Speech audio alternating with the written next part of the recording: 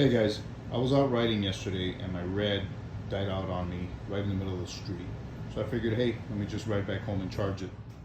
When I got home, plugged the charger to the battery, it wouldn't charge the battery and nothing would work. So of course I reached out to Red and they were completely useless. So I had to do some investigating on my own. And thanks to some of the guys on YouTube, I came up with some ideas on what to check. So I ended up finding the problem. Turned out it was not the battery, even after switching the fuses. Turned out that the bike was not assembled correctly from Red. And this cord here was not fastened properly. This is the cord to this control module here. So the bike would not turn on, the battery would not charge, nothing would happen. And how I came across this is beyond me, but I'm glad I did.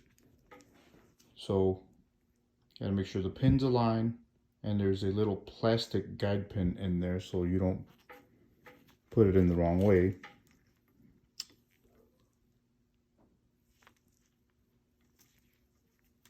And what it's in, you have to hold the bottom part and screw the top part snug.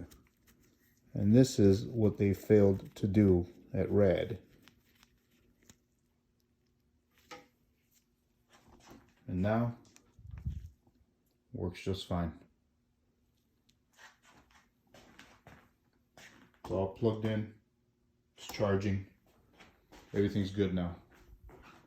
I really hope this helps some of you guys out, because I freaked out, especially when I thought it was the battery and saw the price of a new battery, just $549.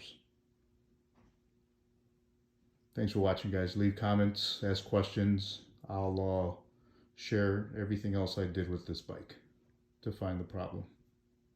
Take care.